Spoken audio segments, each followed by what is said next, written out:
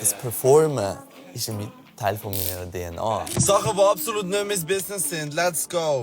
Wenn mir Leute heute sagen, so, wie gehst du mit Hass um oder wie gehst du mit Hate um, sage ich so, es wird keine Person schaffen, mich härter zu hassen, als ich mich damals gehasst habe. Eigentlich meine Kreativität ist sozusagen wie mein Überlebensinstinkt geworden, dass ich kreativ sein musste, um mich selber zu ertragen. So, also hereinspaziert. Also da ist mein Reich.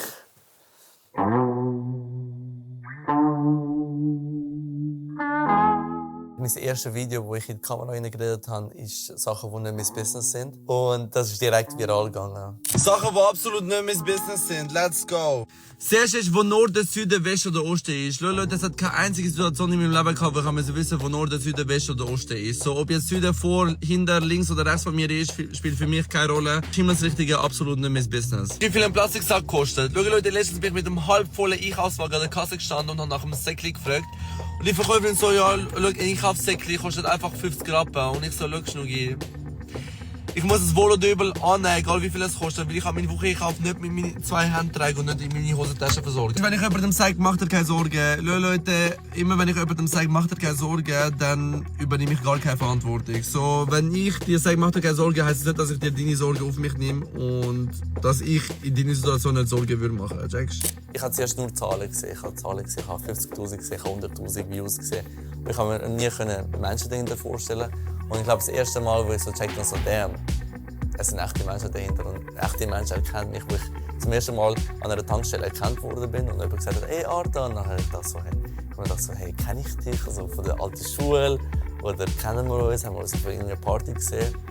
Und dann sagt sie mir so, nein, ich kenne dich von den Videos. Ich war so mindblown, weil ich so wie...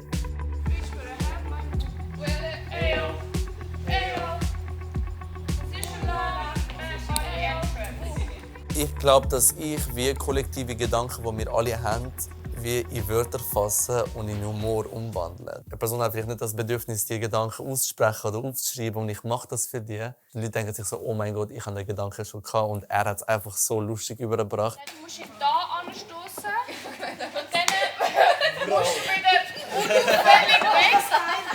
Und dann können sie übernehmen. Und dann wird die Musik startet. Ich bin ab. Dann können alle Spotlights. Ja.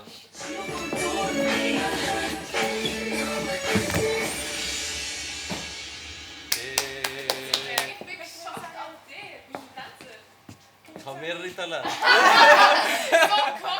Meine Witze oder meine Videos sind wie ein Kunstwerk. So, jeder tut es anders analysieren. Ein paar sehen einfach den Witz und lachen darüber. Ein paar finden es lustig, wie ich rede, wie ich mich artikuliere. Nein, weißt du, was mich stört? So, bei der roten Ampel halten alle an, eine riesige Kolonne, die kann sich Zeit lassen, 2 Minuten, 5 Minuten, 10 Minuten, alle halten an. Aber bei mir können sie mal 3 Sekunden anhalten. Schon klar bin ich hässig. Es gibt gewisse Leute, die wirklich mir schreiben und sagen, Hartan, ich verstehe dieses Video, ich verstehe die Tiefe vom Video. Also sie sehen auch den Mensch hinter mir.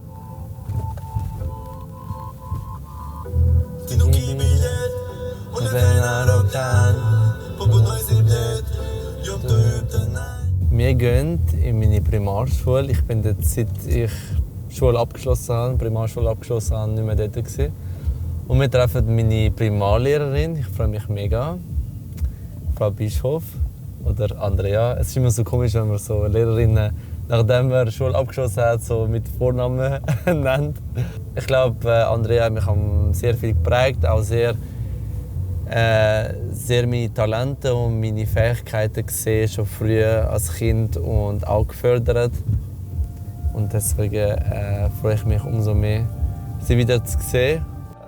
Oh, so cool, haben wir da Buchstaben gemacht. Ist das der Wandertag? Ja, genau. Ich habe den Wandertag.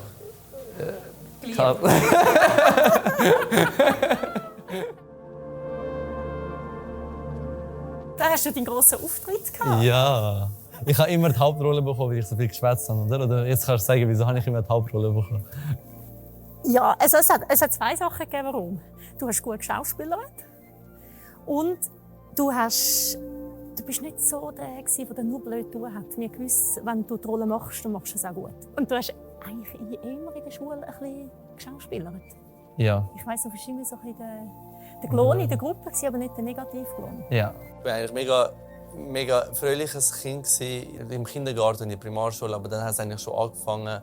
Bei uns Albanern ist immer so wichtig, was andere über dich denken. Ich habe Kommentare über meinen Körper bekommen. Ich war ein sehr dünnes Kind.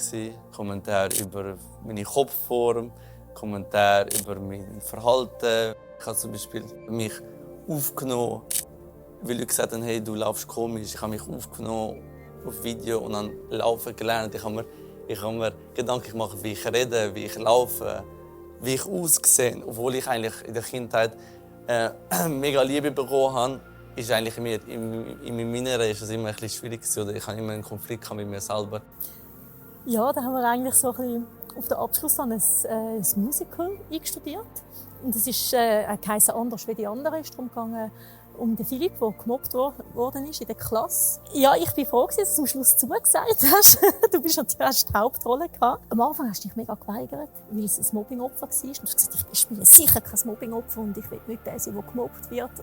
Und das ist dir mega tief gegangen. Und das war auch so typisch Artan. Du hast keine harte Schale gehabt, sondern Sachen haben dich mega berührt, haben dich mega mitgenommen. Und wenn dich etwas emotional getroffen hat, hat es sich getroffen. Und dann hat man Zeit gebraucht, mit dir das zu besprechen. Wenn mich Leute fragen, hast du Mobbing erlebt? Ja, Mobbing nicht in dieser klassischen Form, sondern einfach, ich habe mich sehr, sehr fest selber nicht gern gehabt oder nicht wohl gefühlt.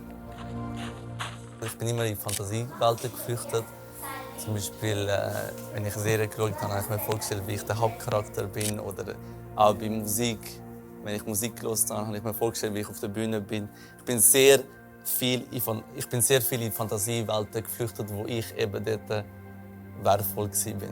Ich habe nie meine Kreativität selber gesehen oder selber erkannt. Und dann, ich weiss, wir waren da hinter der Bühne und du hast fast Tränen in den Augen gehabt, du willst nicht das Mobbingopfer spielen. Ja. Und ich habe dir versucht beizubringen, dass du so gut schauspielern kannst, so gut kannst Text auswendig lernen und das einfach auf so eine authentische Art kannst überbringen. Du kannst in Rollen schlüpfen und du kannst die einfach spielen. Ja. Und mir hat das Gefühl, das bist du. Krass. Und ich habe dich dort eigentlich dazu überredet, dass du das doch machst. Und habe gleichzeitig fast schlechtes Gewissen gehabt. Also gefunden, oh, ich will dich ja nicht zwingen, aber es wäre so schade, wenn du das nicht machen willst. Und dann hast du es so gemacht und du hast es perfekt gemacht. Ich habe mich bei dir wohlgefühlt. Ich habe wirklich ab und zu, ich weiss noch, am Sonntag habe ich mich wirklich gefreut, am Montag in die Schule zu kommen. Oh.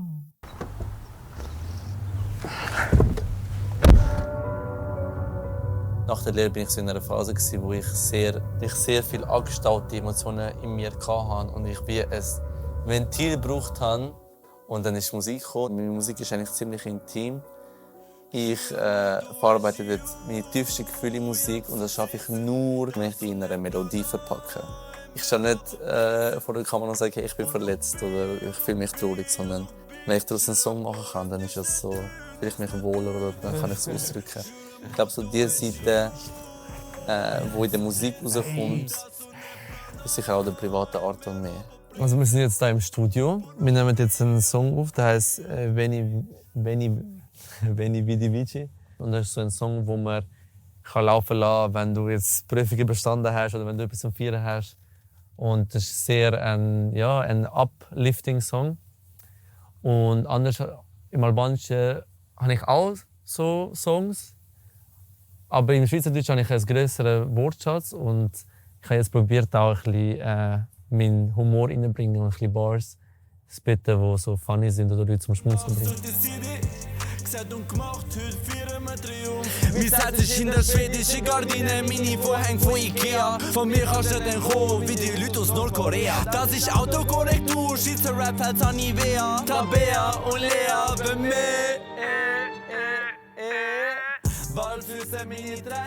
Mein einer Lehrer hat gesagt, er hat mich gefragt, was ich für eine Lehre haben oder auf was ich am Suchen bin. Und ich habe gesagt KV. Und er hat gesagt, also, Artan, du bist eigentlich ein Entertainer, du musst eigentlich auf die Bühne. Und ich habe das einfach damals noch nicht so gecheckt. Ich habe nicht gewusst, was er damit meint.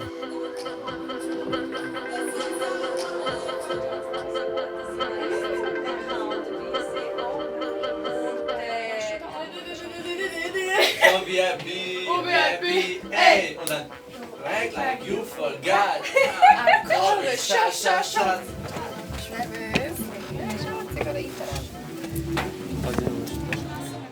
Viele Leute sagen so, Artem, du bist so leicht oder vielleicht wirklich auch auf ein paar Menschen leicht in den Videos oder fröhlich oder unbeschwert, was auch der Fall ist jetzt. Aber ich habe das Gefühl, ich kann es lange nicht sein.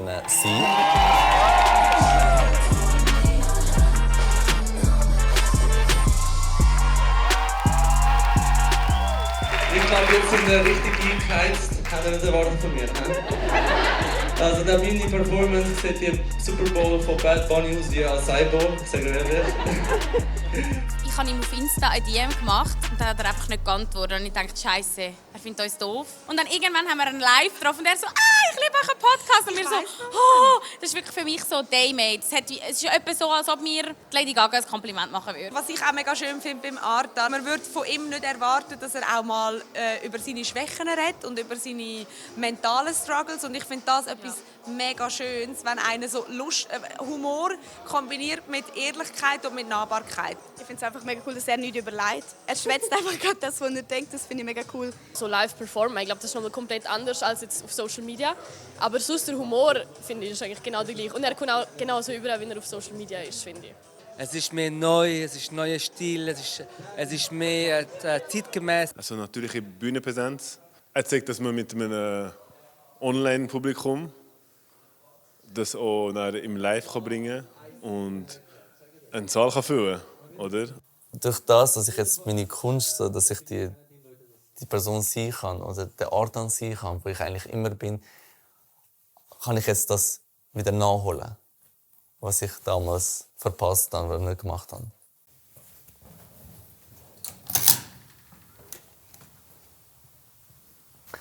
Also, meine Damen und Herren, wir haben uns heute versammelt für meine Dokumentation. Und wir sehen, I made it from the bottom to the top. Von dieser Bühne bis zur Plaza und wieder zurück. Und ja, danke für eure Aufmerksamkeit. Die Bühne ist einfach mega gross.